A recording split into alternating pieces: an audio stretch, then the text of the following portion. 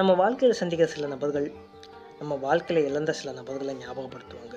அளவுக்கு அதிகமாக யாராவது நம்ம மேலே பாசம் வச்சாவே அவங்க நம்ம கூட ரொம்ப காலம் இருக்க மாட்டாங்க.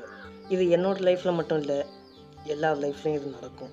அவங்க போனதுக்கப்புறம் அவங்களோட நினைவு எனக்கு எப்போவுமே இருந்துக்கிட்டே இருக்கும். கொஞ்சம் காலம் கடந்து வந்ததுக்கப்புறம் அவங்கள மாதிரியே ஒரு நபரை நான் சந்தித்தேன். இதுக்கு முன்னாடி நான் அவங்கள பார்த்ததில்லை.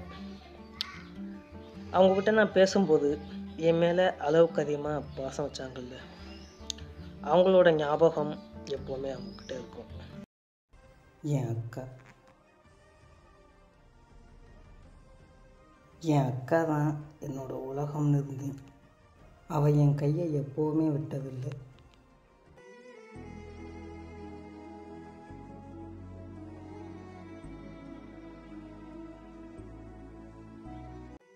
ஒரு நாள் என் கையை விட்டு போனான்.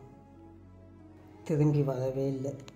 அன்னையிலிருந்து அவள் ஞாபகம் வரும்போதெல்லாம் என் கையை திறந்து வச்சுருக்கேன். எப்பயாவது என் கையை வந்து பிடிப்பா அப்படின்னு. கடைசி வரைக்கும் வரல. ஏன்னா அவள் தான் என்னை விட்டு ரொம்ப தூரம் போயிட்டாளே. அப்போ எனக்கு 10 வயசு இருக்கும். டவுனில் இருக்கிற சித்தி வீட்டுக்கு போயிட்டு அவங்கள பார்த்துட்டு ஈவினிங் ஆனோன்னே அங்கேருந்து எங்கள் வீட்டுக்கு நானும் அவளும் பஸ் ஏறணும்.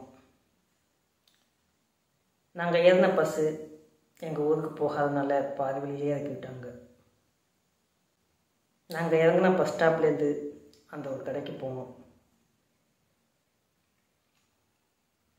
அந்த கடையில் இருக்கிற கடைக்காரன்கிட்ட ஃபோன் வாங்கி வீட்டில் உள்ளவங்களுக்கு கால் பண்ணி நம்ம ஊருக்கு வர்றதுக்கு எந்த பஸ்ஸில் வரணும் அப்படின்னு கேட்டோம்.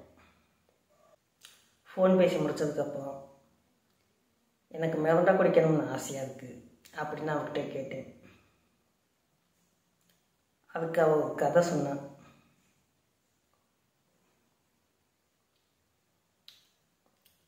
மிரண்டா தயாரிக்கிற ஃபேக்ட்ரியில் ஒரு பையன் வேலை பார்த்துட்டு இருந்திருக்கான்.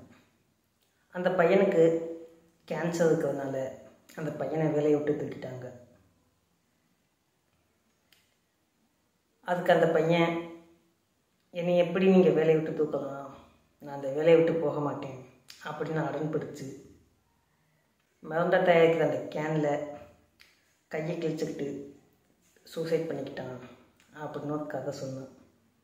நான் நம்பிட்டேன். அதுலேருந்து மிரண்டாவை பார்க்கும்போதெல்லாம் அவள் ஞாபகம் தான் எனக்கு வரும். தினமும் அந்த வழியாக போகும்போது அந்த கடையை நான் பார்த்துட்டே போவேன். இன்றைக்கும் அந்த கடையை பார்க்கும்போதெல்லாம் விவரம் தெரியாத அவளும் நானும் அந்த பஸ் ஸ்டாப் முன்னாடி பஸ்ஸுக்காக வெயிட் பண்ணிட்டு இருக்கிறது தான் என் கண்ணுக்கு தெரியுது. நான் சொன்னேன் இல்லை, பெண் குழந்தை தான் பிறக்கும் அப்படின்னு. அவன் என்னை பார்த்து மாமான்லாம் கூப்பிட வேண்டாம்,